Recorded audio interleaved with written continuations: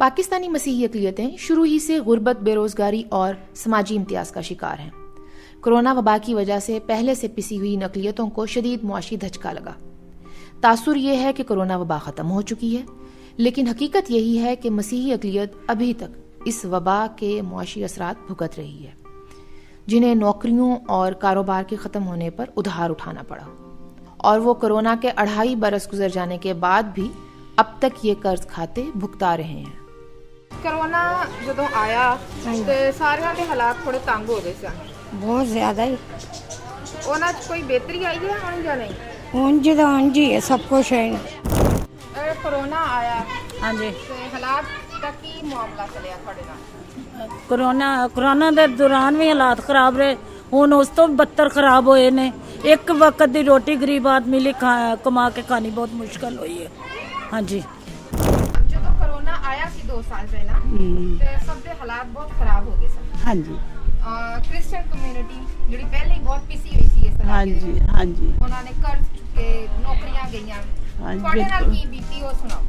ਸਾਡੇ ਵੀ ਇਹੀ ਹਾਲਾਤ ਰਹੇ ਨੇ, ਹੋਰ ਕੀ ਸਾਡੇ ਨਾਲ ਕੀ ਬੀਤਣੀ। ਘਰ 'ਚ ਕਿਸੇ ਦੀ ਨੌਕਰੀ ਗਈ? ਨਹੀਂ, ਮਤਲਬ ਸਾਡੇ ਤੇ ਇਹੋ ਹੀ ਛੋਟਾ ਜਿਹਾ ਰੁਜ਼ਗਾਰ ਹੈ ਨਾ, ਮਤਲਬ ਕੋਈ ਮੇਰਾ ਬੇਟਾ ਕੋਈ ਹੈ ਵੇ, ਇੱਕ ਬੇਟੀ ਹੈ ਤੇ ਬਸ 2 ਮੀਆਂ ਬੀਵੀ ਅਸੀਂ ਇਹੋ ਹੀ ਬਸ ਸਾਡਾ ਕੰਮ ਹੈ।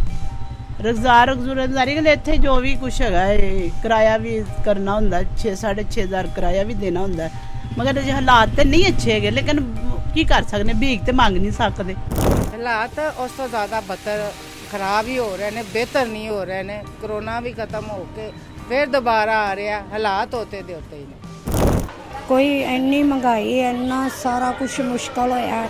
1400 ਦਾ ਆਟਾ ਹੋ ਗਿਆ, ਚੀਨੀ ਕਿੱਥੋਂ ਲਈਏ, ਆਟਾ ਕਿੱਥੋਂ ਲਈਏ, ਨਾ ਘਿਓ, ਇੰਨਾ ਮੁਸ਼ਕਲਾਤਾਂ ਪਈਆਂ ਨੇ। ਕੋਈ ਮੇਰਾ ਤਾਂ ਮੀਆਂ ਮਜ਼ਦੂਰੀ ਕਰਦਾ ਹੈ ਤੇ ਕੋਈ ਚੀਜ਼ ਹੀ ਨਹੀਂ ਘਰ ਦੇ ਵਿੱਚ ਹੁੰਦੀ ਸਾਡੇ ਖਾਣ ਵਾਸਤੇ। ਬੰਦਾ ਜਿੱਥੇ ਹੈਗਾ ਸੀ ਉਹ ਤੋਂ ਕਿਤੇ ਥੱਲੇ ਆ ਗਿਆ, ਉਹ ਫਰਕ ਤੇ ਪੈਂਦਾ ਹੀ। ਕੋਈ ਜਿਹੜੇ ਪੈਸੇ ਪੂਸੇ ਜੋੜ ਕੇ ਰੱਖੇ ਹੋਣਗੇ ਉਹ ਖਤਮ ਹੋ ਗਏ ਕਿਤੋਂ ਉਹ ਲੱਭਣੇ ਨੇ। ਮੀਆਂ ਉਹ ਥੋੜੇ ਸਾਲ ਕੁ ਹੋ ਗਿਆ, ਮੀਆਂ ਫੌਤ ਹੋ ਗਿਆ, ਉਸ ਤੋਂ ਜ਼ਿਆਦਾ ਮਜ਼ੀਦ ਹਾਲਾਤ ਖਰਾਬ ਹੋ ਗਏ। ਨੌਕਰੀ ਮੈਂ ਆਪ ਹੀ ਕਰਨੀ ਪਈ ਆ, ਨੌਕਰੀ ਤੇ ਉਹ ਥੋੜਾ ਘਰ ਦਾ ਚੱਲਦਾ, ਕਿਸੇ ਘਰ ਦੇ ਵਿੱਚ ਕਰਨੀ ਪਈ ਆ। ਤੇ ਉਹ ਮੀਆਂ ਤੋਂ ਬਾਅਦ ਕਰਨੀ ਪਈ ਆ, ਪਹਿਲੇ ਵੀ ਕਰਦੇ? ਪਹਿਲੇ ਵੀ ਕਰਦੀ ਸੀ ਕਿਉਂਕਿ ਚੱਲਦਾ ਹੀ ਨਹੀਂ ਸੀ ਬੇਟਾ, ਪਹਿਲੇ ਵੀ ਕਰਦੀ ਸੀ। ਘਰ ਦਾ ਕੰਮ ਕਰਦੇ ਹੋ ਤੇ ਔਖਾ ਨਹੀਂ ਲੱਗਦਾ? ਔਖਾ ਤੇ ਲੱਗਦਾ ਬੇਟਾ, ਕਿਉਂ ਨਹੀਂ ਔਖਾ ਲੱਗਦਾ। ਇਹ ਮੇਰੇ ਹੱਥ ਪੈਰ ਵੇਖਦੇ ਪਿਓ, ਇਹ ਮੇਰੇ ਸਵੈਲਿੰਗ ਹੋਏ ਨੇ, ਜੋੜਾਂ ਦੀ ਦਰਦ ਹੈਗੀ ਹੈ। ਪਰ ਕਰਦੇ ਹੋ? ਕਰਨੀ ਹੈ, ਕਰਨਾ ਪੈਂਦਾ, ਨਾ ਕਰਾਂਗੇ। ਇੱਕ ਮੇਰਾ ਬੇਟਾ ਕਮਾਉਂਦਾ, ਇੱਕ ਮੈਂ ਕਮਾਉਂਦੀ, ਤੇ 4 ਜਣੇ ਅਸੀਂ ਖਾਣ ਵਾਲੇ ਘਰ 'ਚ। ਕੋਰੋਨਾ ਤੋਂ ਪਹਿਲੇ ਹਾਲਾਤ ਅੱਛੇ ਸੀ? ਬਿਲਕੁਲ ਸਹੀ ਸੀ, ਕਿਉਂਕਿ ਹੁਣ ਤੇ ਕਰੋਨਾ 'ਚ ਵੀ ਕਿਸੇ ਨੇ ਨਹੀਂ ਕਿਸੇ ਦੀ ਮਦਦ ਨਹੀਂ ਕੀਤੀ। ਅਗਰ ਕੋਈ ਸਮਝੇ ਨਾ ਕਿ ਵੀ ਇਹਨਾਂ ਆ ਕੇ ਬੜੀ ਮਦਦ ਕੀਤੀ ਗਵਰਨਮੈਂਟ ਨੇ ਜਾਂ ਕਿਸੇ ਨੇ ਵੀ ਕੁਝ ਨਹੀਂ ਕੀਤਾ ਬਸਤੀ ਵਾਲਿਆਂ ਵਾਸਤੇ ਜਾਂ ਕਿਸੇ ਹੋਰ ਵਾਸਤੇ। ਅੱਗੇ ਤਾਂ ਮੈਨੂੰ ਪਤਾ ਨਹੀਂ, ਸਾਡੇ ਹਾਲਾਤਾਂ 'ਚ ਸਾਨੂੰ ਕਿਸੇ ਨੇ ਚਵਾਨੀ ਨਹੀਂ ਦਿੱਤੀ। ਐਵੇਂ ਬੰਦਾ ਕਹੇ ਜੀ ਹਾਂਜੀ ਸਾਨੂੰ ਬੜਾ ਕੁਝ ਦੇ ਛੱਡਿਆ ਨੇ।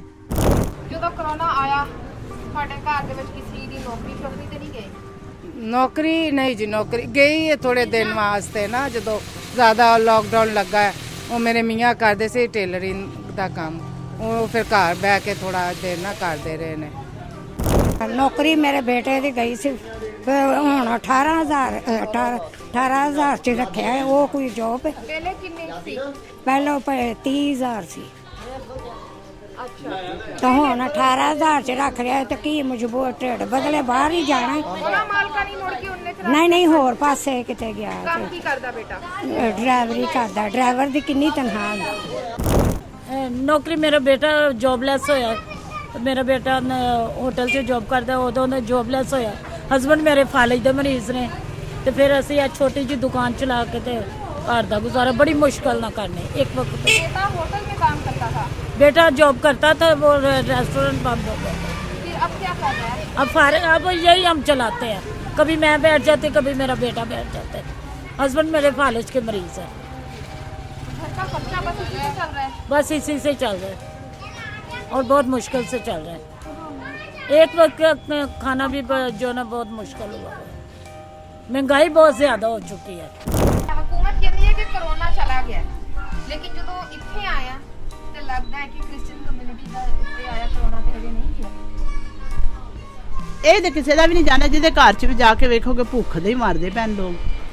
ਹਾਲਾਤ ਤੇ ਕੋਈ ਨਹੀਂ ਕਿਸੇ ਦੇ ਵੀ ਅੱਛੇ, ਨਾ ਕਰੋਨਾ ਦੇ ਨਾ ਹੁਣ ਤੱਕ ਨੇ, ਹਾਲ ਤੱਕ ਵੀ ਨਹੀਂ ਕਿਸੇ ਦੇ ਹਾਲਾਤ ਅੱਛੇ ਗਏ। ਕੋਈ ਬੰਦਾ ਸਮਝਦਾ ਨਾ ਕਿ ਅੱਛੇ ਨੇ, ਤੇ ਕਿਸੇ ਦੇ ਹਾਲਾਤ ਨਹੀਂ ਅੱਛੇ।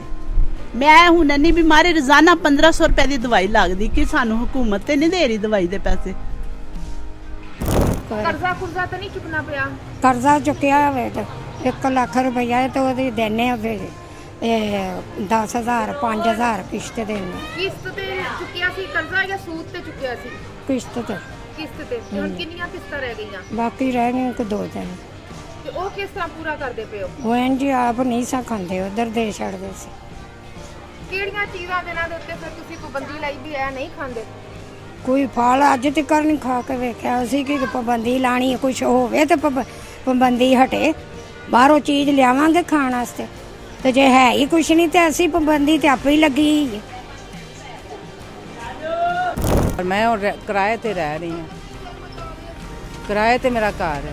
ਤੇ ਕਿਰਾਇਆ ਤੇ ਬਿਜਲੀ ਦੇ ਬਿੱਲ ਕਿੰਨੇ ਪੂਰੇ ਕਰਦੇ ਹੋ? ਬਸ ਇੰਝ ਹੀ ਕਰਨੇ ਆ, ਫਿਰ ਆਪਣੇ ਖਰਚੇ ਜਿਹੜੇ ਨੇ ਥੋੜੇ ਆਰਾਮ ਨਾਲ ਕਰੀਦੇ ਨੇ। ਅੱਗੇ ਕਿਸੇ ਭੈਣ ਭਰਾ ਕੋਲ ਚਲੇ ਜਾਂਦੇ, ਸਾਨੂੰ ਨਹੀਂ ਜਾਂਦੇ। ਕਿਰਾਏ ਦੇ ਪੈਸੇ? ਕਿਰਾਏ ਜੋਗੇ ਪੈਸੇ ਨਹੀਂ ਹੈ, ਘਰ ਦਾ ਖਰਚਾ ਕਰੀਏ ਕਿ ਭੈਣ ਭਰਾਵਾਂ ਵੱਲੇ ਜਾਈਏ। ਤੇ ਯਾਨੀ ਤੁਹਾਡਾ ਕੋਈ ਕਰੋਨਾ ਹਜੇ ਮੁੱਕਿਆ ਨਹੀਂ? ਨਹੀਂ ਮੁੱਕਿਆ ਅਜੇ। ਕੋਈ ਲੱਗਦਾ ਹੈ ਕਿ ਕਿੰਨਾ ਸਾਲਾਂ ਦੀ ਇਸ ਕਮਿਊਨਿਟੀ ਦੇ ਉੱਤੇ ਆਏ ਕਰੋਨਾ ਨੂੰ ਮੁੱਕਣ ਚ? ਦੇਖੋ ਜੀ, ਕਰੋਨਾ ਤੇ ਤਾਂ ਮੁੱਕੇ ਨਾ ਜੇ ਸਾਡੇ ਘਰ ਦੇ ਹਾਲਾਤ ਸਹੀ ਹੋ ਜਾਣ। ਕਰੋਨਾ ਤੇ ਫਿਰ ਮੁੱਕੇਗਾ, ਫਿਰ ਹੀ ਮੁੱਕਣਾ। ਸਾਡੇ ਘਰ ਦੇ ਹਾਲਾਤ ਸਹੀ ਹੋ ਜਾਣਗੇ ਤੇ ਕਰੋਨਾ ਮੁੱਕ ਜਾਏਗਾ।